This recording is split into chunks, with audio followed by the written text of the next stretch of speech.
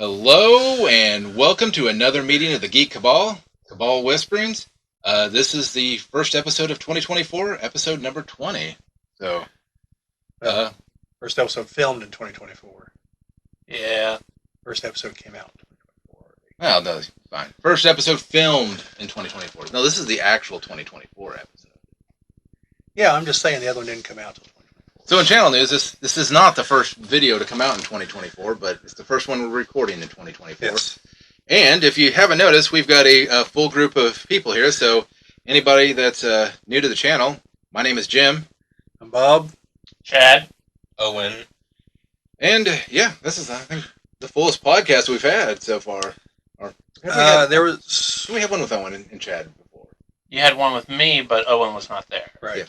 Yeah, this is I think the fullest podcast that we had. So obviously we'll start with channel news, and obviously first in the new year. Obviously we're in a different location. We're gonna attempt to try probably a better sound solution. I can hear you cracking your knuckles. Yeah, probably.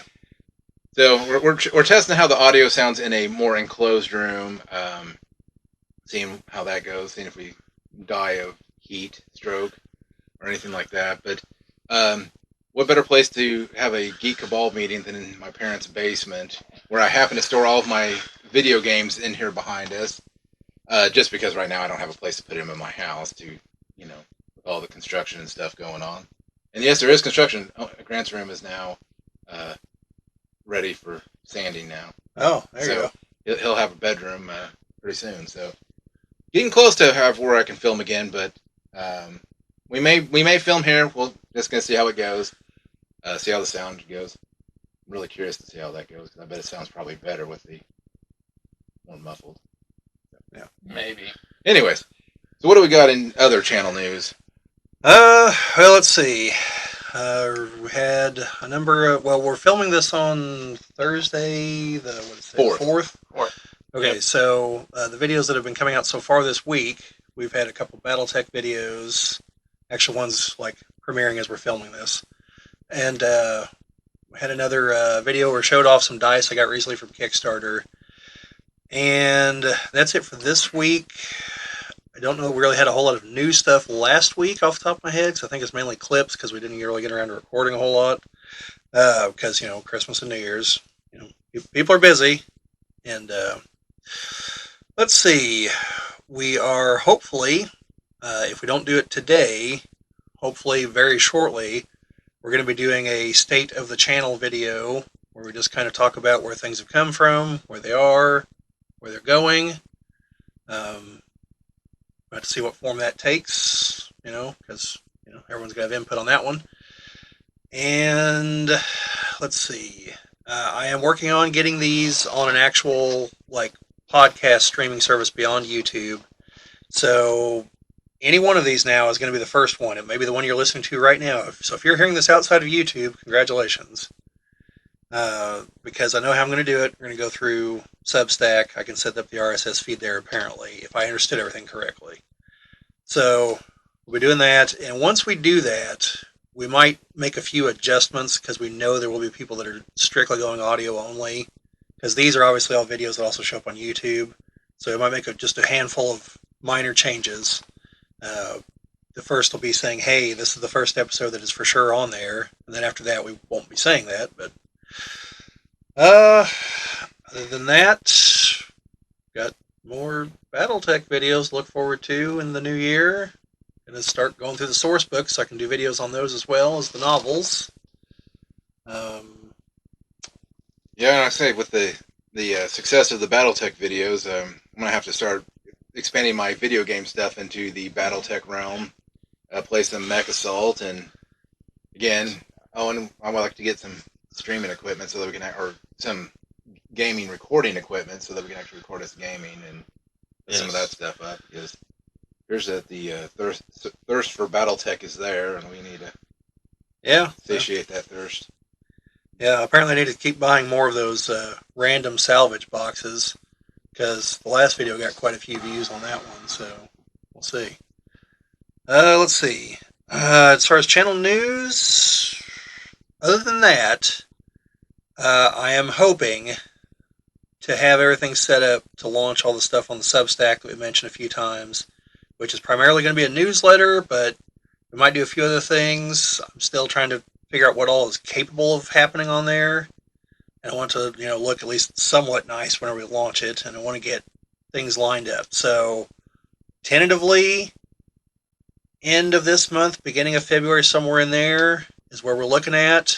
I'll post the link well before that because there will be some just beginner stuff put up there. But that's my hope. We'll have to see how that goes.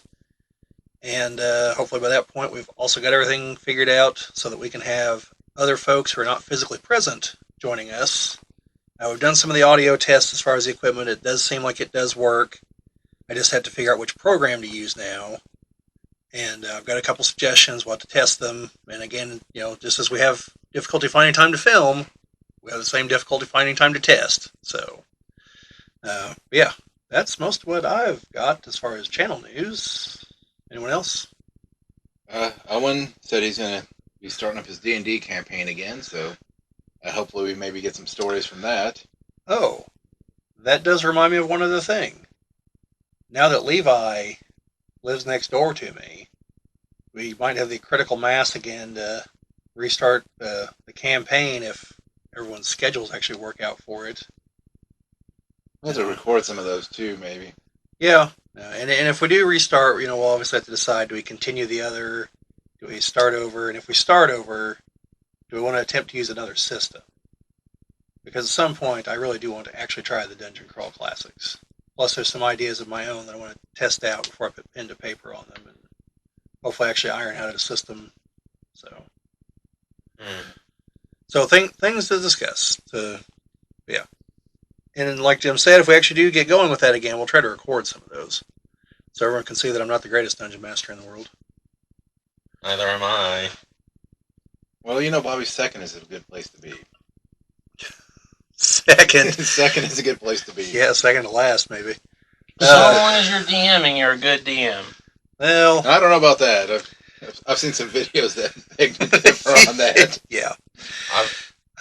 I think as long not everyone's Matt Mercer. I think as long as you're DMing and as long as you are taking lessons from what you're doing wrong and trying to improve the experience, then yes, I would go as far as to say there you're a good DM no matter what. As long as everybody's having fun, it don't matter. Well, I don't know. Well, there's a couple times Bobby's like, "Hey, you're not doing what I wanted to do." You're having fun wrong, damn it.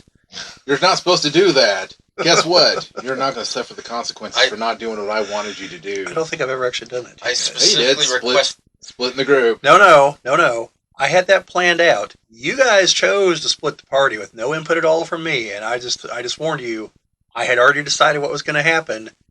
The consequences were now going to fall upon you. I still have no idea. Like, I get why you guys did it, but then in the back of my mind, I was like, no, don't do it. This is the worst possible moment in the campaign because I have this planned out, and I'm not going to change it. And then you guys did it, and I was like, well, here we go. We've been semi-successful since the party got split.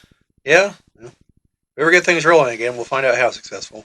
Well, I mean, we survived to the midpoint of combat, so. Yeah. Well, I think that's why his good grace is that he allowed us to survive that. Yeah. I did make a few modifications. So anyway, yeah, I guess about all we got for channel news. Yep. So since we do have a full group here, just kind of what we'll do is when we go through each one of the things, we'll give everybody a moment to speak on their own topics, and then also to discuss the topics that are being introduced. So I think we're doing movies first. I'll let Bobby, he's got the list down, and then if any of us have other movies we want to talk about, we'll go around the horn. Gotcha. All right. I should discuss that before we started the podcast, but we want everybody to know the discussion process here. So. Behind the scenes, folks. Behind the scenes. Part of the joy is to see the creative process. All right. So under movies, we got three main topics. It would appear that present rumors are, because as we said last time, Jonathan Majors is out as Kang. But it would appear that they are actually wanting to recast instead of just replace him as a villain. So, because that's kind of been what we've been hearing, is that maybe they're just going to replace him with Doctor Doom or whoever. But the current rumor is that they are actually looking to recast, and the gentleman that's being named is Coleman Domingo. Do any of you guys have any idea who that is? Nope. No. No sir. clue. No clue. Have any of you ever watched Fear the Walking Dead? No. Is it this guy? Yes, that guy. He looks familiar. Yeah, he's been in other stuff, but the main thing off the top of my head is Fear the Walking Dead. Chad will bring up some of his stuff here if he notices anything. But he's a very good actor. So, if he were going to be the replacement and they weren't going to try to, for lack of a better term, color correct, and I hate to say that, but, if they're going to stick with what they started, then we could definitely do worse than him. Like, he's a good actor, He definitely has a lot more character than I've seen from Jonathan Majors so far. And I've not seen his other movies, so I don't know. And I don't mean I mean as Kang. His other two variants, in my opinion, had too much character because they were just just like weird slapstick comedy half the time. And I think, I don't know if that was him or the director, but one of the two of them should have said, maybe this is just a bit much. Coleman Domingo can do that, but in a more serious manner. He has a lot of stage credits. Yeah, he's a stage actor. I'm surprised they didn't go the Sylvie route and recast him as a woman. Well, I mean, canonically, there are female versions of Kang, so... No, I'm not, and I know. I said that'd be the perfect reason to say, we're going to do this, and yeah. we're going to do that. Not saying that they should do that. Well, I personally think if they're going the multiverse route, they should actually cast several people as Kang. And, maybe have a baseline, but also have, the other variants just randomly show up. Immortus, Ramatut. I believe the Scarlet Centurion is supposed to be a version of him from the Marvel version of the Squadron Supreme. That's who I'm thinking of. Well, at this rate, then you also get an Iron Lad in there to fill it out, because they're pitching the Young Avengers. So if you're going to have the Young Avengers, you might as well have Iron Lad in there too, and it would circle back nicely the fact that future Kane. Yeah, Iron Lad is in some continuities, so I don't know how definitive that is. I know, but I mean, it would be perfect since he is a version of Kane. Oh, I'm not. Well, like I said, sometimes. But yeah, I mean that's another possibility though. So anyway, anyone else got thoughts on that, or who you'd rather see, or anything? Well, I bet this time through the vetting process, they probably went back and investigated a lot before they cast him. But no, I mean, I'd have to see it. I mean, I would say it worked with Don Cheadle when he got, when he was recast, or when he was picked to be the replacement for. I still want the hilarity of Terrence Howard being one of the variants at some point. They should. I mean, or just a variant of Rhodey. Or Edward Norton. There we go. Is there anyone else that they've recast that I'm not thinking of that's alive? Because John Hurt, but Lou Ferrigno. There we go, Lou Ferrigno. That's what they should have made Thunderbolt Ross. Then he could turn into Red Hole. Yes. They just paint him red. Yep. But yeah, the one thing the article didn't mention that really surprised me, because this is the world we live in now, is Coleman is, as far as I'm aware, he's gay. Because I saw a special on HBO one night and he was talking about it. Mm-hmm. But the article never mentioned it, which kind of surprised me, because I'm surprised they didn't use that as a, by the way, we could also have this, as far as checking this box. But as far as I've ever seen him in stuff, a lot of the characters I've seen him play aren't, So he doesn't, as near as I can tell, he doesn't make it like a... Unicron's not. Yeah. Yeah, because he's the voice of Unicron. And Rise of the Beast. Yeah. Not Last Night. Right. But yeah, so like I said, if that's who they end up casting, we could definitely do a lot worse. So I think he's a good actor from what I've seen him in, So yeah, I still think the better approach is probably just sidelining him and using the High Evolutionary, because I think he was a much better villain. But because I see people that want the guy that played the High Evolutionary just to jump over and also be Kang. And some are like, oh, we'll just make it a Kang variant. I'm like, no. Like, the two characters have no commonality whatsoever. Like, that's the point you should just be like, we give up. We're just going to, throw shit in a blender and see what comes out. Next thing it'll be, we're just going to make a, whatever actor. Like, everyone's just a variant of Kane at some point. Well, I mean, there is the whole, like, everyone's really just a Skrull. There's just different layers to the deception. But yeah, so that's, we'll see where that goes. And like I said, that's just a rumor. Maybe it happens, maybe it doesn't. Like I said, in my opinion, if that's who we end up with, we could definitely do a lot worse. So I'd go to see it. There are worse choices. So speaking of worse choices, on to story number 2. We have some comments from the director of the new Rey Skywalker movie. She's very excited for a woman to finally be in charge of a Star Wars movie. Did she forget about Kathleen Kennedy? I think she did. Kathleen Kennedy's like in charge of all of them. Well, maybe she has been for a while now. Maybe she doesn't identify as one. I don't know. Remember, the Force is female. I forgot about that. But yeah, so she is the first female director for one of the movies, so she's not wrong there. But I guess she directed a couple episodes of something, possibly Ahsoka. I don't remember what. All I know is they had to be like heavily refilmed. She is primarily a documentary director, and her comments before I go with this, I want to be crystal clear that I am of the belief that Star Wars is big enough for a lot of different visions and views. And we've actually said that before a few times, that like they don't have to focus on the Sith and the Jedi. We can have heist movies, we can have political shows like Andor, It's a big galaxy. We did have a heist movie. We did. Well, that's what I'm saying. Like, it could be more than just what the main 9 films are. There could be more to it. It could really develop things.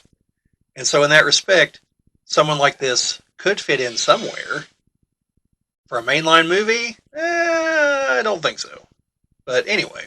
What this makes me think we need to do at some point is actually go and find, like look at The Last Jedi and actually try to find a redeeming quality about it.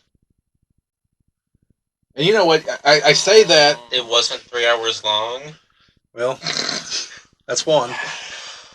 But no, this is something I think we should seriously think about. Because, I mean, The Last Jedi was... I think everyone in the room would agree, probably the least favorite...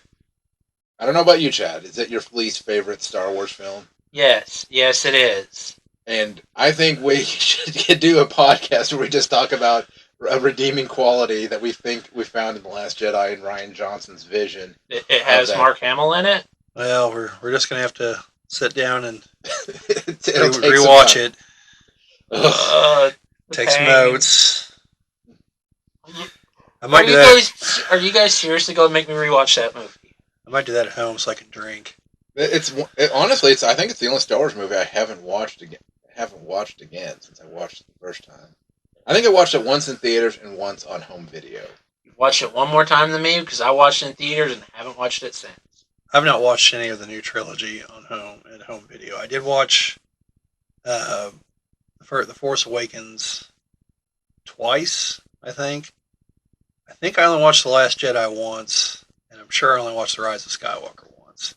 But I've also never watched Attack of the Clones all the way through on home either. Like I've seen bits and pieces I've watched on TV, like basically waiting for Revenge of the Sith to start.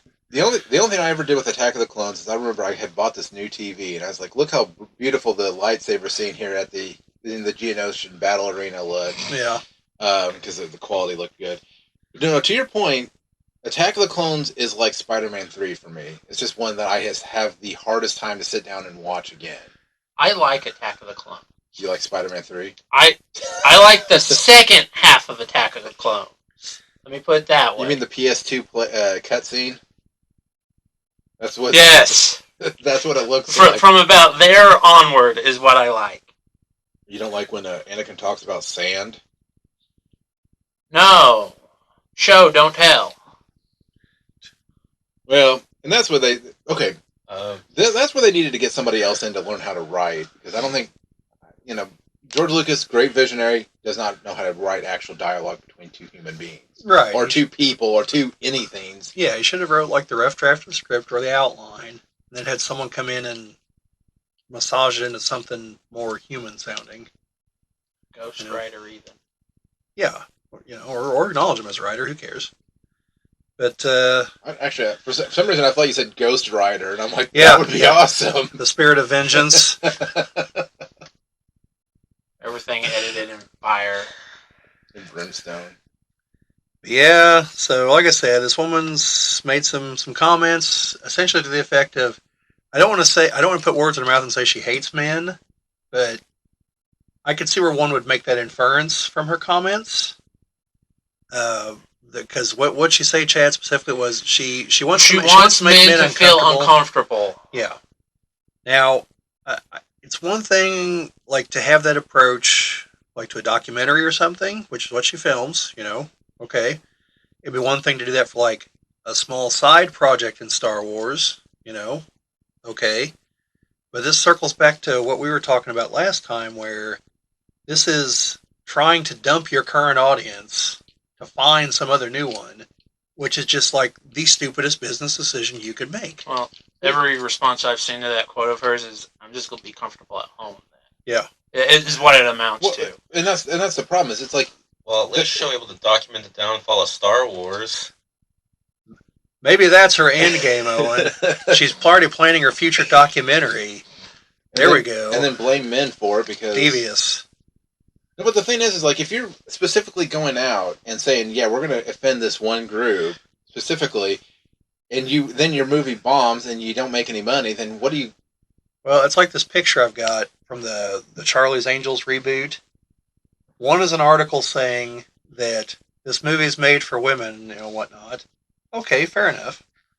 The second article, like a week or two later, the movie's bombing because men aren't going to see it, and it's like, boy, I wonder if maybe the first article was like a preview of what's going to happen because of it is going to cause the second article. Like, if you tell people, hey, this movie's not for you, a lot of people go, all right, fine, I'll go watch something else. And then you're like, wait, where are you going? It's like, well, you just said it wasn't for me. I just wonder if Disney likes to burn money. Yes. I'm beginning to think so. Because it's like, hey, what can we do to just... Maybe there's like some sort of like end game where they can write off all this stuff as a loss. It's like the producers, but like on some grand scale. Well, I mean, if I'm not wrong, I saw the statistic. Last year, Universal made more in ticket sales than Disney. I saw that earlier today. And Universal, and like, if I remember right, Universal's the one that's like, yeah, 10 days after it's in the theaters, we're releasing it on streaming. And like, somehow it's working for them. Disney's sitting over here like, oh, well, if our movies weren't on streaming, it's like, well, no, it's working for Universal. Like, they're making money because don't they make the Fast and Furious movies? Remember right? Mm-hmm. Yeah. Yeah. Like, you look at those movies, like, I think they're dumb, mindless entertainment, but like, clearly that's what people want. I know. I'd rather have another Riddick movie. Sure, I think we all would, but... Well, I mean, they also made Oppenheimer. Yeah. Oppenheimer was good, though. When you think about that, you say dumb and mindless.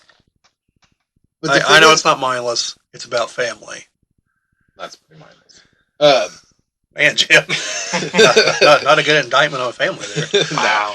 No, but it brings up a good point. Why, they don't put a message in there. They need to have movies that don't preach anything. It's like, we're going to take a Fiero, we're going to strap a rocket to it and launch it into space. And people are like... I'll watch that. And you're like, what's the message? That Pontiac made some good cars that could...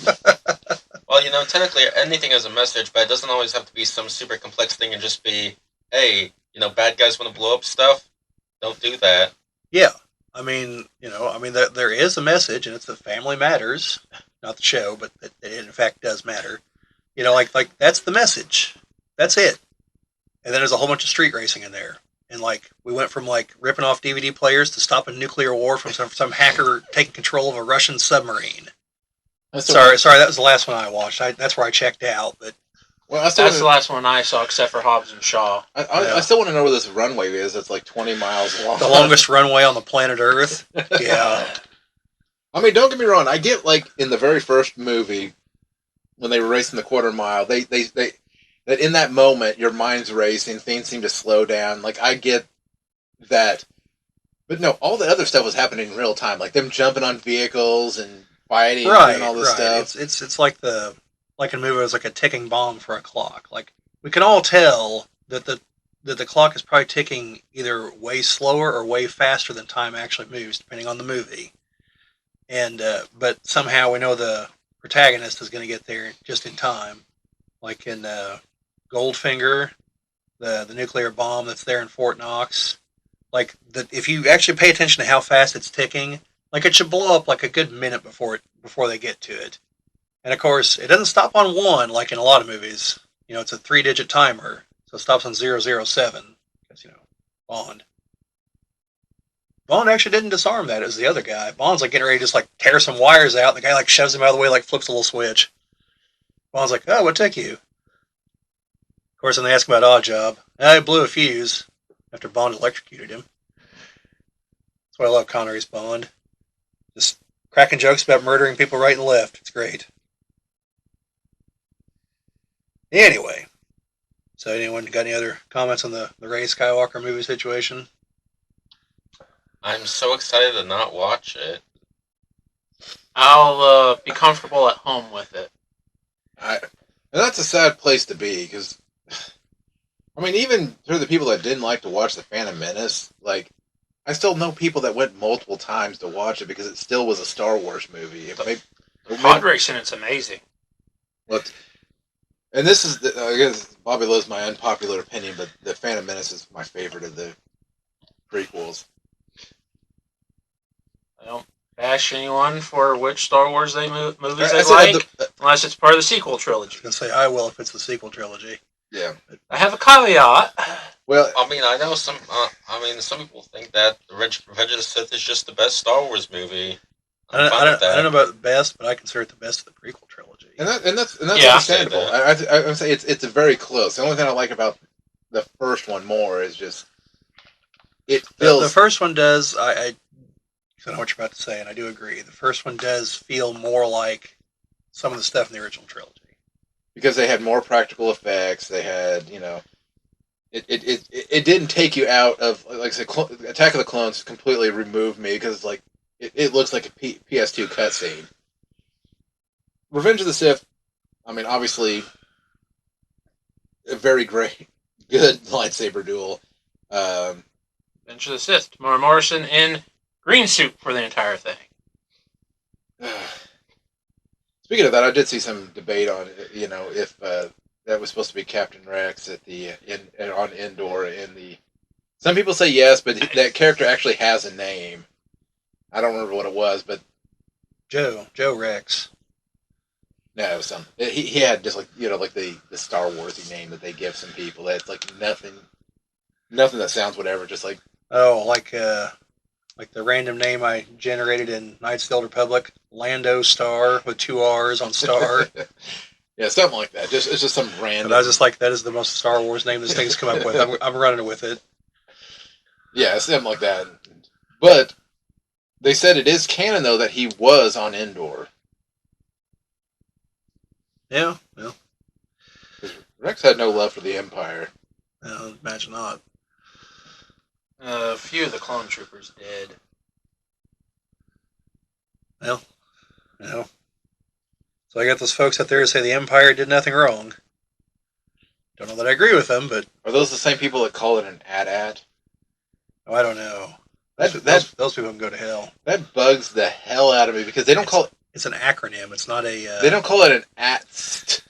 Yeah, it's not a. What is the word for that? I used to know it. Like sonar. Yeah. It's not an acronym. What is that? Where you actually pronounce it instead of the letters. Maybe it is an acronym. It's been way too long since I took English. Oh, and you're in the middle of an English class probably right about now. Yeah. You're in high school. Help me out here. Sonar? Yeah. He wasn't paying attention. Am I wrong? Is that an acronym? Oh, we're reading The Catcher in the Rye. I don't see how this relates. All right. Well, But whatever you do, don't go off and become a brainwashed assassin. Because if that was the case though, if that was an AT-AT, that means you'd have an AT Yeah. You'd have an apt, and then you have an apt with the ATPT. Yeah. And then whatever the hell the thing was on Scarif, it has its own abbreviation too. I think That was like an M something, M8 something or other. I think the confusion No. comes from the fact That's that you're thinking of the one in Last Jedi. Yeah.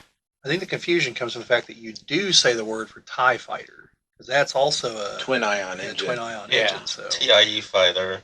yeah, because that wouldn't sound natural, but it's an AT-AT as far as I'm concerned. Let us know down in the comments what you prefer. Yeah. I want to see how this actually gets spelt out. If people are like, I say eight at. It's like, Yeah. Well, it's clearly AT-AT. No, it's AT-AT. Which do you actually mean? AT-AT. Oh, look out. Hey, see, that's what I told you would happen. Oh, hey, look. Adventure and excitement. It's Battle Tank. Yeah. This box is warped on the bottom. Oh. My Super Castlevania 4. Hiding Top Gear 2. Hey, that is my original copy of Top Gear 2. With my battle tanks for the 64. Played But- that. Huh? Played that. Actually, the game itself is... Actually, I don't have it down here. Yeah. So then the last thing under movies, the Steamboat Willie version of Mickey Mouse is now finally in the public domain. Like Winnie the Pooh. As of January 1st, which, for those of you who don't know, by the way, January 1st is known as Public Domain Day, 'cause that's like the calendar date that everything that's going to go into the public domain for that year goes into the public domain. It's not based on the date, it's based on the year. And they just release it all, because I think it's last year was the final bits of Sherlock Holmes that were actually written by Sir Arthur Conan Doyle as far as the U.S. is concerned. And so now you're basically free and clear to make any Sherlock Holmes stuff, because anything after that wasn't made by him, and so you don't have to worry about that. It might have its own copyright, but you don't have to worry about that as far as the Conan Doyle estate coming after you. So But the only thing is it's the gloveless Mickey with the... yeah, it has to specifically be how he appears in Steamboat Willie, and I think his name is Steamboat Willie in that too. I don't know if you can actually call it Mickey, but so I could be wrong on that. If anyone knows, let me know in the comments. So just like they did with Winnie the Pooh, they're already making a horror movie. Yes, they are. Already making, I think, 2 horror movies. Already 2 different horror games in development. Well, I've already seen artists now just... I've seen lots and lots of memes already, so a lot of memes. we need to get a halfway decent artist and hire him. We're going to launch our own comic. Steamboat Willie goes through the Forgotten Realms or something. I can get you one. We'll have to get Ed Greenwood to sign off on that, though, but Maybe. I think he will. Seems like a cool guy. That's great. Apparently Winnie the Pooh, Blood and Honey actually did well enough it's getting a sequel, by the way. I never did watch it. You really should. Yeah, probably. It is a glorious movie. But yeah, it's supposed to be getting a sequel. They already have photos of the other residents that they're going to have for it. Oh, yeah. I think it's Al's going to be in it. Yeah. Well, I know Superman comes up here really soon. Ooh. Now it'll be original versions, the S looks different and everything, and you won't have most of his rogues gallery because they came a lot later. But you actually want to be able to use Kryptonite because that's from the radio drama, and I know that's not the same year that the first comic came out. Yeah, the radio folks thought he was too invincible. They had to create a weakness for him. And then the comic writers finally caught on hey, that's, not bad. So, yeah, that's about all I got for movies. You guys got anything else? Going around the horn, anybody? Streaming.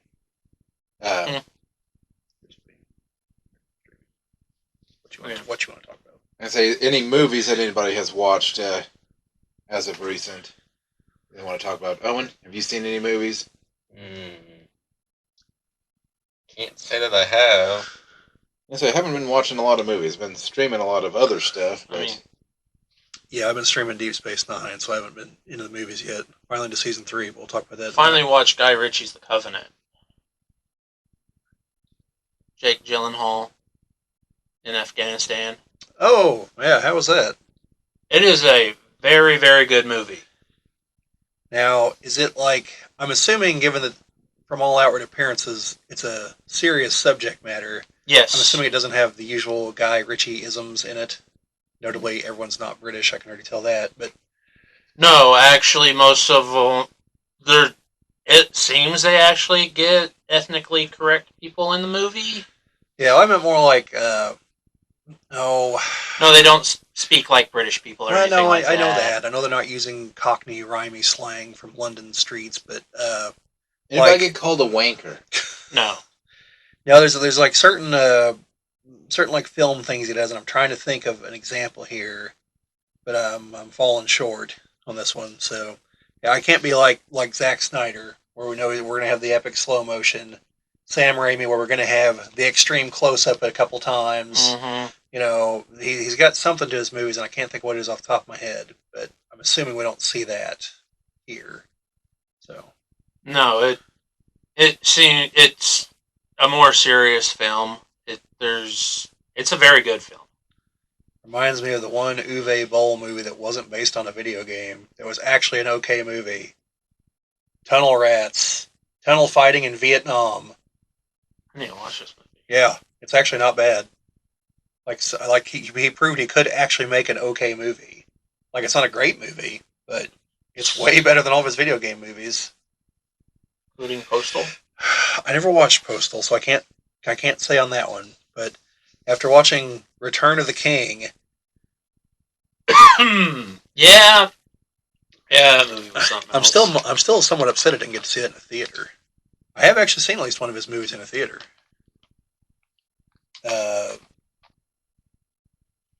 Blood Rain. No, the zombie movie.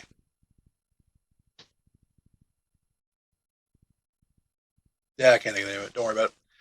It's not worth your time, guys. It's a terrible movie. There's literally a moment where a group of characters has to cross what can't be more than 50 feet, and they go through 3 songs on the soundtrack, like I think beginning to end, because of how much slow motion is incorporated into that. House of the Far Dead. Cry? House of the Dead. That's what I'm thinking of. Not to be confused with House of the Dead 2, which was like a straight to Sci-Fi Channel movie, which even though it had a much lower budget, was almost a better movie. Yeah.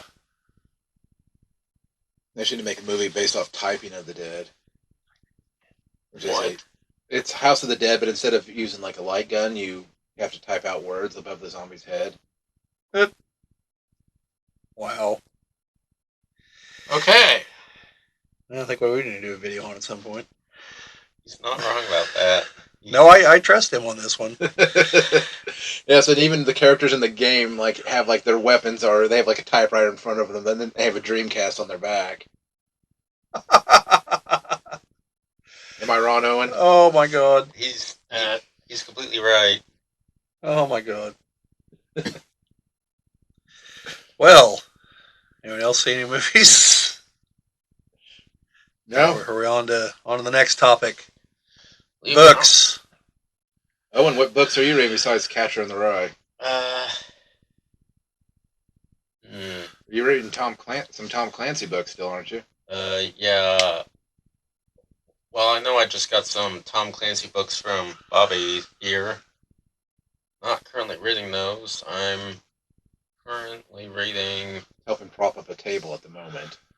Hey, being useful. Better than being in a landfill. I hate throwing books away. Yep. I got... Currently reading a World War II book I got for Christmas. Hey, that also has Mark Hamill. I know. Doesn't it also have the guy that plays Biff? Back to the Future. I don't know. So anyway, what was the other book you said you were reading? Sorry. They all know, but I got blinded by Wing Commander 3 over here. I'm reading this World War II book I got for Christmas. I forgot the name of it, though. What's the, like, just historic, or like a what if, or like what's no, the... It's something that really happened. A hydro plant in base, heavy water, I believe it is. Yeah, for nuclear weapons, Yeah. theoretically, yeah. Yeah. Isn't heavy water what gave the original Gagarin his... Oh, maybe, I don't know. I think it was like heavy water or something like that, and they're like, "That's not how the Speed Force works." Well, And it's something like I don't know if he drank it or he like fell in it or something, like he spilled some on him. Like, Yeah, well, Jay Derek. I know that was a plot point in the Adam West Batman TV movie where they bring the Penguin into the Batcave as he is so cleverly disguised as Commodore Schmidlap, who Batman and Robin instantly see through the ruse. They're like, well, it's clearly the Penguin because he sounds just like him and has the big cigarette and everything. And they're like, yeah, but what's his game? Like, let's take him back to the Batcave. So they knock him out and take him back to the Batcave. And like, well, we're going to run fingerprint things on you. He's, oh, well, damnedest thing. My fingerprints got burned off in a such and such. Like, don't you have like a retinal identification thing? Like, well, we do. Of course, I'm sitting there thinking, why do they have this guy's retinal scan on file, even if they have a retinal scanner? Like, but anyway, the whole plot of the movie is they've got this device that can dehydrate people and turn them into dust, which they use to kidnap the members of it's not the UN, but something like the UN. They kidnap all the delegates. Well, they had like taken some of the Penguin's goons and did that, and he brought the vials with him to like re-up into people and use the heavy water from the that they use in the Batmobile's nuclear reactor. So like they didn't assemble properly, and like one hit, they just like blinked out of existence as if they were like antimatter or something. So yeah, all five of them are just gone in an instant, pretty much. So, to be even stupider, people were confused by hard water. You know, By inhaling hard water. isn't that ice? No, that would be like you have heavy minerals in your water. You have hard water. That's why you get a water softener. Yeah. Yeah. So yeah, Making my way through the Dresden Files right now. oh yeah, Which, if you guys have not read it before, I advise reading it. It is a very good series. that's all part of the show on the Sci-Fi Channel. The Sci-Fi Channel show is very watered down compared to the book. Yeah, kind of figured that. Also, a whole lot of stuff was changed, Yeah, like the cop's name. Kind of figured that too. Let's see. I've got 2 more BattleTech novels that I picked up, but I'm trying to read my way through the Tamar Rising source book so I can do a video on it because I want to actually, know what's in the book and not just read the blurb on the back. Just taking a little while to get through it. Plus, I need to find the map that came with it so I can show it when I do the review also. But yeah, him. That's Biff. Yes, Biff is in there. It's one of the only other things I've ever seen him in. Saw him in an episode of Psych. He's a football coach, if I remember right. But yeah, that's all I'm reading at the moment. Jim, other than what you're literally reading right now, you reading anything? No, not at the moment. For those of you who are only listening, he's reading the manual for the PlayStation version of Wing Commander 3 at the moment. We're not reading. I'm just looking through it, flipping through it. Skimming. I do need to clear something. I am listening to Dresden Files. That's close enough. Well, if it's a audio book version of the book, I consider that Which, reading the book. by the way, it is narrated by James Marsters, and he does a wonderful job. Okay. Better than he played. You're a wonder. No. Spike? Yes. Okay. Better than he did when he played Piccolo and Dragon Ball Yes. Evolution. Yes, much better. The only thing I think that maybe even remotely got right about that movie was the casting of Master Roshi. The only other thing I've seen him in is in like the first couple minutes of the remake of House on Haunted Hill. He's a cameraman. Like total background, nobody. Yeah. Then goes on to become one of the only characters that makes the jump from from Buffy over to Angel after going like the entire way through Buffy, I think. Pretty much. Right? Because he was there almost at the end, wasn't he? Yeah. So, yeah. Yeah, he was, because he was the key to closing the Hellmouth. Something to do with him having a soul and everything. Yeah. Yeah, been a long time since I watched that. That's all I got on books. Anyone else? I just finished rereading Lone Survivor. Oh yeah. Lone survivor of what? It's it's a nonfiction book written by said lone survivor. Essentially, the plot being, there was a SEAL team in Afghanistan, and Oh, did they make a movie based on this? yes, Okay. books. I've not watched the movie, but the book's better. I didn't watch the movie either.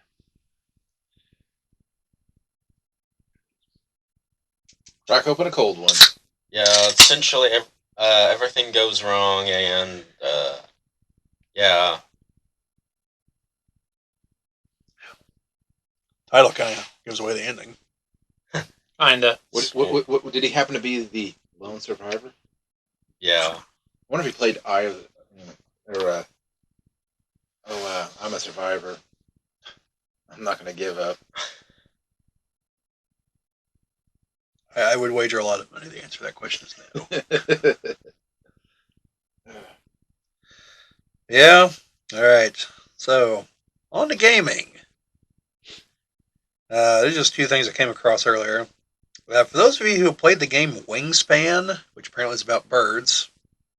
Wingspan, birds. Okay. Makes sense. I've seen it on a shelf somewhere. They carry it at Walmart. Yeah. But it's got it's one of those things that like you could just keep going probably forever with expansions, just because of the variety of birds that there are. So this is the same company is making a different version of the game called Wyrmspan, Wyrm. So it's about dragons. I was hoping WORM, where it'd be about actual worms. That That'd would- be something interesting. That'd be interesting. But so I got a question though. Do they all have to have wingspans, or could they be the wingless dragons like Galron? No, I'm assuming that they're The first winged dragon. dragons. So Dragons, because unwinged dragons are typically like drakes and all kinds of other bizarre names. dragons, wyverns. Yeah. I still put my. I say, you get a couple of dragons. I still put my like. I mean, unless you get on or what the hell is it? The largest dragon in Lord of the Rings or in the Silmarillion? No, the dragons in the Silmarillion shouldn't have been very big. Well, because you had the first dragon, he was fairly large, Well, they weren't mature yet, is what I'm saying. and then you had They were used too early. whatever the black, which was gigantic. Like they show like him in a diagram, and he's like this big, and then they show like in comparison, Smaug is that. Yeah, I'm not gonna lie, I don't remember a description like that in the Silmarillion. Well, and maybe it's not, but I'm just saying. no, they did still have Smaug bigger than. Jim, I'm gonna let you borrow my copy of that. You can read it sometime. I'm just saying that I've seen people they put together diagrams. I don't know if they're the accuracy of those things. I don't trust people's comparisons. And maybe it was more like that to that. Yeah, no, I'm just saying. There's no artwork in the book, Oh, yeah. like aside from a couple sketches I think Tolkien did.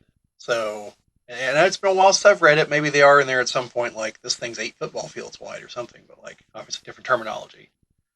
But I'm just saying I really don't remember. And again, maybe it's in another book or something that I don't know about. But like the whole deal with the dragons was that they weren't mature yet, so they weren't as big as they were going to get. Yeah, but this is in the battle that involved everything. Like everybody, like the Eagles came in and tore crap up, and it was one of those. Cause, yeah, it was what? Which battle was that? I don't know. What's he talking about? I don't know. I don't know. The Eagles came in. No, I know that the Eagles were sent to Numenor at one point to try to like dethrone Sauron, and he basically laughed and told him to go stick her where the sun don't shine. But like I said, Jim, there's other stuff I haven't read from Tolkien. It was in Calagon was the largest dragon. Okay. What? Was he an actual dragon? What else, Yes. What else we got on the agenda? So he had 4 limbs and 2 wings? He died in 587 of the First Age. All right. Cool. Yes. Very cool. Okay, well, I'm just. Okay. I watch a ton of people talk about different things. That's what I'm saying. You shouldn't trust anyone on YouTube for things like that. Man, Yeah. I mean, we just completely shot the pacing here. Don't trust people on YouTube. Well, I'm telling you, first of all, it's like it's multiple sources as well. Don't trust the like YouTube comparisons where they're hit or miss. Yeah, I'm just saying I've seen videos. Hell, we've probably done videos where we've gotten things wrong. And like I've definitely seen videos of people like, oh, this is what happens in this comic book, and I'm like, I've read that comic. What the hell are you talking about? You know, like it happens. So again, I've not read all the Tolkien stuff. It could easily be missing something that does actually explain it. It doesn't explain his size, but it says that he destroyed a couple of towers. What it says. Stan Gordrim, whatever that is. I have no idea. Can we? That's what I'm saying. I go with the source. I'll let you borrow my copy of the Silmarillion. Well, that's from the Silmarillion. I know. That's what I'm saying. I'll let you borrow my copy. See if it's in there yourself. Don't worry, it might only take a couple. Or task Owen with reading it. There you go. My plate's a bit full. Problem solved. Just find out which story in the Silmarillion it's in, and I'll double check. Yeah, I got. Although I've got to find my copy of the Silmarillion. I'm also reading the first Splinter Cell novel. Yeah. Yeah, for Christmas. So I don't really have time to read stuff right now. You know, I need to send you these videos I keep getting about the MCU. That they're like 1-minute videos, but they just get like everything wrong. You know, one was like, how did Loki know that Captain America was a duplicate in Endgame? And like towards the end, it was like, they were talking about, well, you know, Loki is a doppelganger of this person at one point. Like, well, how do you know he wasn't a doppelganger? It's like, he knew because he was the doppelganger. Like, that's how he knew that the other guy wasn't a doppelganger, because he knew it wasn't himself. Because he's himself. I'm just like, what the hell are you talking about? Like, clearly the guy who is the doppelganger knows someone else isn't the doppelganger. Because he's not them. You know, and it's the dumbest thing ever. Not to mention, the question is answered it's either in that movie or it's in Loki season 1, where he points out he could smell his aftershave. Both of them. That's how he knew that, like, security guard Tony wasn't like whatever. That he knew it was really Tony Stark, which meant time travel was probably involved. Yeah. It's just like, there's no question here. Like, you're inventing a question and then being really dumb and trying to concoct an answer. You know? Like, this guy's videos are riddled with crap like that, apparently. I started watching a few of them and I was like, oh my god. So we need to start making those, by the way. Because they get a lot of views, apparently. So, anyway. Jimmy, got anything else on that? On what? The dragon thing. Before we move on. No, I just Arendelle. Yeah, just keep. The guy that flew in the flying ship. Okay. He's the one that flew him. Okay. And when he died, that's what he crushed the towers of Ingrodrim. That's what it says in the book, and it's in the War of Wrath. Okay. Tell me all that after this, and I will bust out my copy of the Silmarillion as soon as I can find it. Because that sounds like I must have missed something. Which is entirely possible. I do occasionally skim. Not in those books, usually. That's more of the Battletech. Once the battles start, I'm like, okay, I can only read the descriptions of so many lasers. So anyway. That's why you need lasers? an audiobook. Yeah, lasers. These lasers in Battletech. Lasers, particle pulse cannons, Flamethrowers, machine guns, basically automatic tank shells. For some reason, I thought you said you skimmed with lasers, and I'm like, No. Once the battle starts, because I can only read so many descriptions of, the cerulean beam hit the armor and it ablated and turned to liquid and showered the battlefield and threw the mech off its axis on the gyro. Like, okay, I get it. I know how action works in Battletech. Like, just tell me the damn outcome. Unfortunately, I missed a character's death by skimming that one time, so like a chapter later, like, the hell do you mean she died? What are you talking about? Go back. Oh, well, shit, it happened right there. Okay. Yeah, Which sucks. She was a good character. She had a laser hit her and has her body melted Yeah, they from usually the heat. they usually don't go into that. They usually go, "Oh, shot to the cockpit. Probably no one survived that." Or some dude got shot to the cock. All right. What's next on the agenda? Well, hang on. I've got to do one other thing here because we brought it up. There's a Gundam series where that happens. It's War in the Pocket, and it's the guy at the very end. He took a beam saber to the cockpit, and he befriended this little kid. And the kid's coming up where they're like opening up the cockpit. You can literally hear one of the guys say, "Oh man, nothing but a pile of hamburger left in here," and he clearly probably saw him.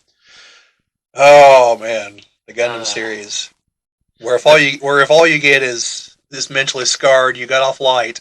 Yeah, if all you got out of it was PTSD, you were the lucky one. Yeah, at least you're not like the guy from Zeta Gundam. Saves the galaxy. The bad guy's his last act uses his psychic powers to turn him into a vegetable. Like as in like a, permanently like I know. stuck in a chair, not like, a carrot or something. Just to be clear. I don't know which one would be worse. Well, he was literally just left as like a drooling like invalid, so it's kind of like, well, thanks for saving the galaxy. We'll give you a nice view out the window at the home we're sticking you in. Does that mean that the one hero that got off the luckiest in the Universal Century Gundam was from Probably from Stardust. 8th MS team? Well, they survived, but they were injured. Yeah, he only lost a leg, and he got to keep his girlfriend. Well, the guy in Stardust Memory only had to serve like 6 months in prison, then he was out. Because they had to drop all the charges because they couldn't acknowledge that the nuclear Gundam even existed. Right. So right. He, he was the luckiest. He survived and everything. Yeah, everyone else. Like, we gotta do a video on those someday. Yeah. So anyway, just the horrible fates of the main heroes. Yeah. There's a reason why the guy who makes those is known as Kill 'Em All Tamino. So anyway, on to the other thing in gaming. Potentially controversial topic. Don't know if anyone had time to watch this video. Probably not. It's from the DM Lair. I like this guy's videos. They're very informative. Plus, he's a funny guy. And he also isn't a big fan of some of the random crap that keeps happening from Wizards of the Coast. So I'll post the link down in the description to the video. But his video is entitled, "Why Gatekeeping is Good." I know it's a controversial topic, so I just want to clear one thing up real quick. When he says this, and this is the game that people like to play, he's not talking about being like, "Oh, you're a woman, you can't play," or "Oh, you're," like if it were us, since our composition is pretty monochromatic here, being like, "Oh, you're black or Hispanic, you can't play," or, or you're gay, or you're, I don't know, a Muslim, or a Christian, I suppose. He's not talking about gatekeeping for that reason. He's very clear that's stupid, and I happen to agree. He's talking about, like, if there are people that are just not compatible with your group, don't try to make it work. I'm like, you try, but know that there's going to be a certain point where it's going to be like, okay, this is just simply not working. And it's not that you're trying to keep those people out of the game, it's that you're trying to keep them out of your game, which you should do if you want your game to run smoothly. And it's one of those, like, this is what people do constantly in their lives. If people are just nasty people, you end up not associating with them after a certain point, typically. So anyway, I think it's a very good video, and I do definitely agree with what he's saying, with the other caveat being people that are intent on destroying your hobby should probably also be left out. But, that's just me on that one. Owen, thoughts? That makes complete sense. Yeah. I haven't encountered. Well, the idea would be, though, is if you're playing a game, and I mean, obviously, you have some person that's just wanting to do their own thing. They're wanting to do something that does not fit with the rest of the group of people. You're going to have, where it's just going to be you're going to make it where nobody wants to come and play because they're going to be like, it's such a drag. Because, like, well, we want to be out fighting, goblins and dying almost every single time because you can't fight 6 goblins. Yeah. then the other person's like, I want to go and pick flowers to make herbal remedies all day, every day, and I don't want to leave town, and I just want to run a shop. Well, that's not going to work. Yeah, unless you just have constant rats in your basement.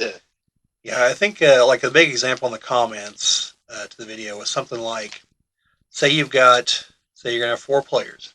Say 3 of them are all like story-driven, intrigue, and the 4th is like, I choose to stab literally everything we come across. What happens? You know? Hey, welcome to my shop. Yeah. Like that playing style just will never work together. The murder hobo. Yes, the murder hobo and trying to get along with the theater kids is just never going to work. So, you need mostly theater kids, adjacent, mostly murder hobo, and like the murder hobo could get along with the tactical fighter because you're still killing things, But there's some things that just are never going to work. So that was his point. Yeah, but the reason it's the controversial topic is because other people, mainly the group I mentioned that you should also keep out that want to destroy your hobby, like to take that idea and twist it. To be like, oh, you mean you're keeping out women or, again, folks of color or, people of the LGBTQ community. And it's like, no, never once said that. Like, not saying that at all. We're saying people that are going to wreck the game. Not people that are like, oh, I'm going to judge you based on this. Like, no, I'm judging you because you're going to wreck the game. Yeah. Chad? You can play the game, just don't ruin it for others. There you go. Like, that's how I see it. If you don't fit in with one group playing the game, find another group that's going to play the game. It's the easy solution. Yeah. Yeah, Owen hasn't. You haven't run across that in your campaign yet, where you have people that are like one person that's like, I'm going to go and, Well. Oh. Not. Well, I think I mentioned this before. One person is definitely, I think, has a little bit of main character syndrome. Likes to be the focus of everything, huh? Also, yeah, taking it away, which doesn't really mesh well with my style. Also, yeah. So what you do is go, first of all, I'm the main character.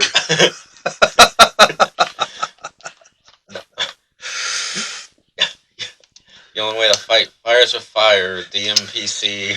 There you go.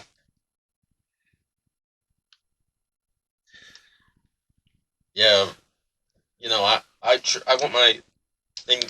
I try to I prefer to run my things slow and have lots of story, not just it being. Yeah. Oh, hey, someone told you to go in there and kill things. Do it.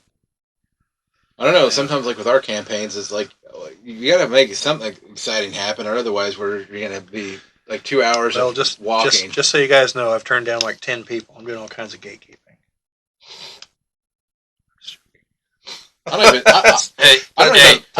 problem was the setups were just supposed to be fighting. We'd role play. Ones that's supposed to be role play, we'd more than likely fight. That's like the meme I sent out of the using the Lord of the Rings. You got Sauron there, and he's like, "Oh, they play this epic encounter in the mountains planned. The party, let's go under the mountain." You're like, God damn it! just drill through the mountain. Well, that's like Owen. The one campaign you had where we had to talk to the door. Yeah, I can imagine that. Chad's like, I pick up my axe and go up to the door. Oh, some characters I've made would have done that. Pick up axe, go to door, try to cut through. Yeah, speaking of getting the campaign, I'm going to have to start running my one-shots again. Yeah? I've got stuff cooked up in the background. Shopkeep says that if you want this item, you have to go on a mission for him. I draw my sword. That was the solution for those missions in Knights of the Old Republic, where it was like, most of the time, like, I would try to do, like, the light side thing, but I found out you could sprinkle the dark side in there occasionally, and it's all right. I completely gave up on the light side when I came across one. I was like, oh, why don't you give this person money? It's like, the hell with them. That's my money. Like, do I have an option just to kill this person? Oh, I do. Okay. Or better yet, can I steal their stuff, convince them to sell themselves into slavery? That's the ticket. For those of you unaware, that is an option at one point in, I don't remember if it's the first or second one. I think it's the first one. Because they're like, oh, my daughter's been sold into slavery. What should I do? And I'm like, use the Force. Like, sell yourself into slavery so you can keep an eye on her. Hey, that's a good idea. Yes, it is. That was terrible. That was terrible, but I was a Sith Lord, so, you know. Yeah, no, I just remember there'd be times like even on the light side path, it'd be like, I need you to do this, and then you're going to go to this guy, then you're going to go to this guy, and I'm like, or I could just kill you now. Wait, what? Yeah. Then, you know, the needle would move a little bit, but then I would do enough light side stuff that by the end I was still like all the way on the good side, which is unfortunately the canonical ending. Yeah, well, I mean, of course it's the canonical ending. It's not going to be, your character went off and conquered the universe. Like, no. You don't remember that? Definitely not for the first one. Well, I did like how the second one had that bit at the very beginning where you had one conversation. You basically, you're supposed to tell it what you did in the first game, and that would influence the other conversations to take that into historical context. So, Well, maybe, I did like that feature. Maybe we'll still finally get a remastered version of the Knights of the Old Republic 2 with all of the endings. The actual ending. With any endings? With an ending in it. Yeah. Oh yeah, apparently someone was supposed to be remaking the original Knights of the Old Republic. Yeah. Yeah. Oh. Yeah. Oh. From what I've heard, it's like they're changing stuff in it too. It's not an update on the graphics and all. They're adding stuff to it. Bobby forgets that he could have actually got that one Sith or that one dark side Jedi in the cemetery, and you just... I needed a red lightsaber crystal. She had one. I solved the problem. She just never joined the party because I killed her.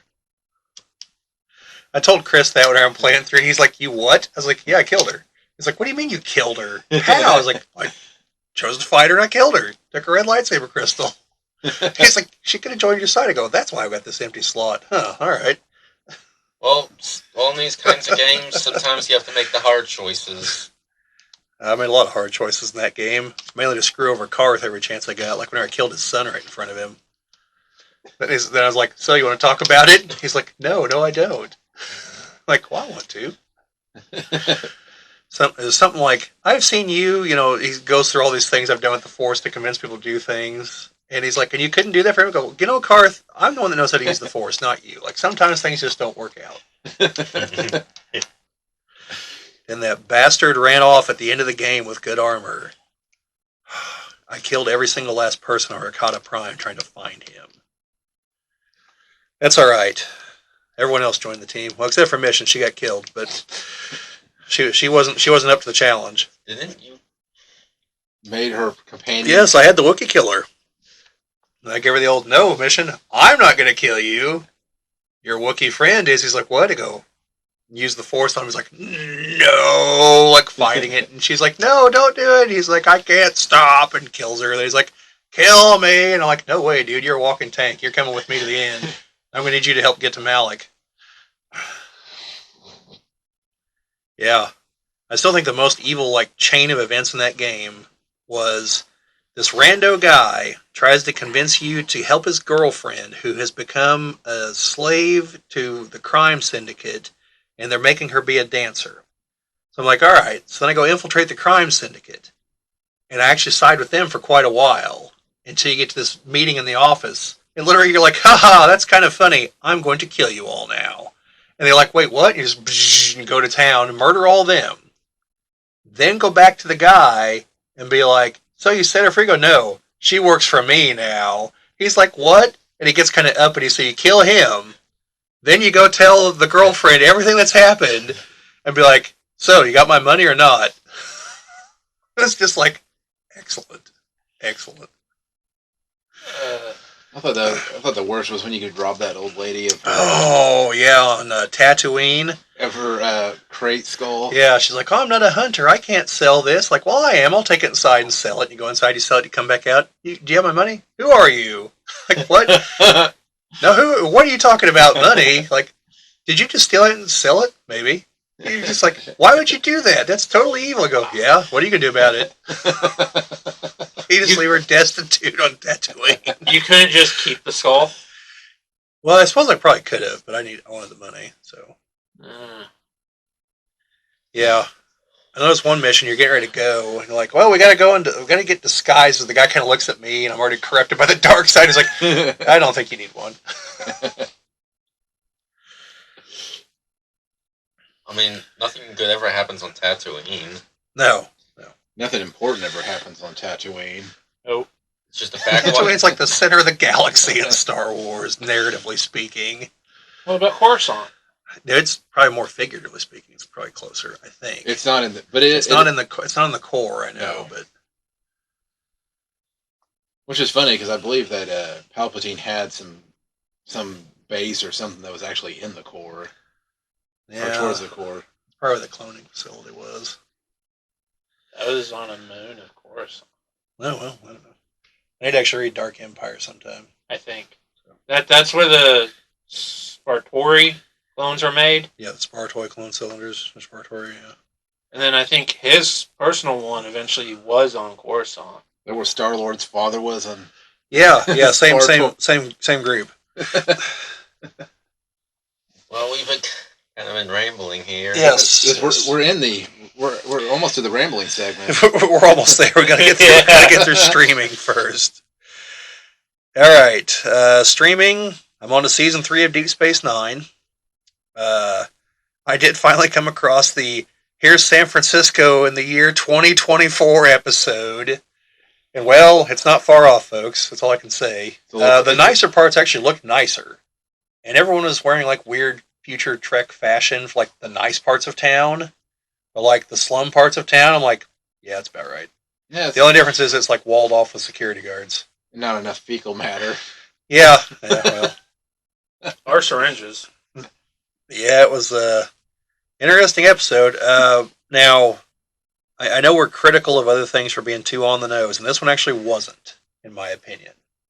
Because it pointed out, yes, there are problems, but it never zeroed in on exactly what they were, or who caused them, or how they fixed them. Just a whole lot of, yeah, things kind of suck in the U.S. at this particular moment in time, without being like, oh, it's those damned Republicans, or oh, the Democrats did this, which was nice. No, like, oh, let's check the historical footage, even though the show came out in the 90s, so there'd be nothing historical in it, because it's set in 2024, Mm-hmm. So it's not like they're going to have anything from, like, say the last 8 years or so. 20 if you want to be generous. But, yeah, it was a two-parter. I thought it was a decent episode. Then, they've contacted the Dominion. I don't know if technically the Dominion War has begun, but it's clear the Dominion intends on going to war with them. So, you got that going on. So Odo's found his people, so they know that the Changelings are the ones ruling the Dominion and that they're evil, and they found out that the Jem'Hadar are addicted to the Ketracel White, and that's how they keep them under control. The first Vorta they meet had telekinetic powers. And I don't know if any of the others ever do.